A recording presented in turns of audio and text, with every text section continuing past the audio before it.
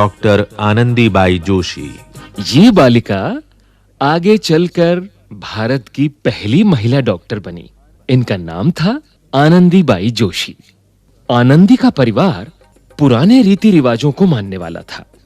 केवल 9 वर्ष की आयु में ही आनंदी का विवाह उससे काफी बड़े आयु के गोपाल राव जोशी के साथ कर दिया गया। गोपाल राव बड़े ही उदार हृदय के व्यक्ति थे।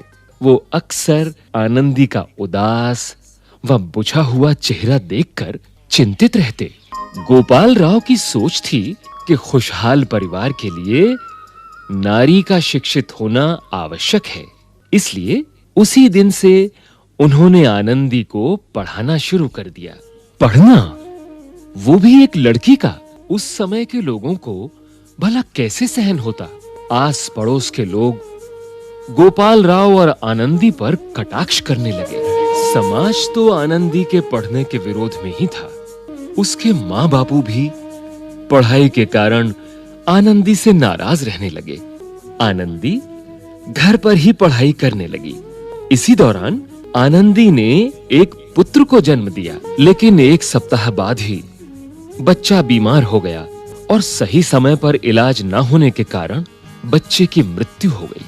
लेकिन आनंदी ने हिम्मत नहीं हारी। उसने पढ़ाई जारी रखी। मुंबई आने पर आनंदी ने एक मिशनरी स्कूल में प्रवेश लिया और वहीं आनंदी की पढ़ाई जारी रही। अपने विचारों को साकार रूप देने के लिए वो आनंदी की पढ़ाई के विषय में जानकारी हासिल करने लगे।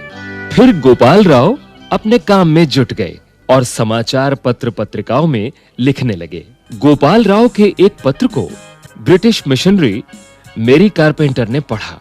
उसने आनंदी की मदद करने का फैसला किया। शीघ्र ही आनंदी के अमेरिका जाने के लिए धन का प्रबंध हो गया, लेकिन वो धन इतना नहीं था कि आनंदी व गोपाल राव दोनों जा सकते। 7 अप्रैल 1883 को आनंदी पानी के जहाज से कलकत्ता से अमेरिका के पेंसिल्वेनिया के लिए रवाना हुई। उस समय अमेरिका जाने के लिए पानी का जहाज ही यातायात का साधन था।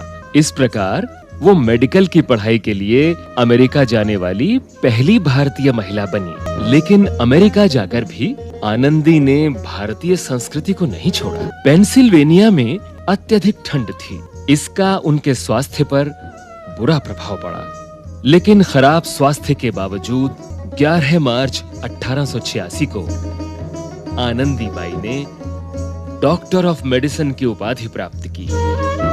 पेंसिल्वेनिया में आनंदी का स्वास्थ्य दिन प्रतिदिन खराब हो रहा था। उन्हें क्षय रोग ने जकड़ लिया। उस समय टीबी एक असाध्य रोग था। आनंदी को अपना देश याद आ रहा था। उनकी आंखों में बीमार लोगों की सेवा का सपना था। इसी बीच गोपाल राव भी पेंसिल्वेनिया पहुंच गए। अक्टूबर 1886 में वो गोपाल राव के साथ मुंबई के लिए पानी के जहाज से रवाना हुई। आशा के विपरीत मुंबई बंदरगाह पर सैकड़ों व्यक्तियों की भीड़ उनके स्वागत के लिए उमड़ पड़ी। डॉक्टर आनंदीबाई जोशी की नियुक्ति एल्बर्ट एडवर्ड अस्पताल में हुई। उन्हें इस अस्पताल के महिला वार्ड का इंचार्ज बनाया गया। लंबी समुद्री यात्रा के कारण इनका स्वास्थ्य और अधिक खराब हो गया था। डॉक्टर आनंदीबाई जोशी अधिक समय तक जीवित नहीं रहीं। स्वदेश लौटने के कुछ महीने बाद ही 26 फरवरी 1887 को उनकी मृत्यु हो गई। उनकी आयु भले ही कम रही, परंतु देश की पहली महिला डॉक्टर के रूप में वो सदा के लिए अमर हो गईं।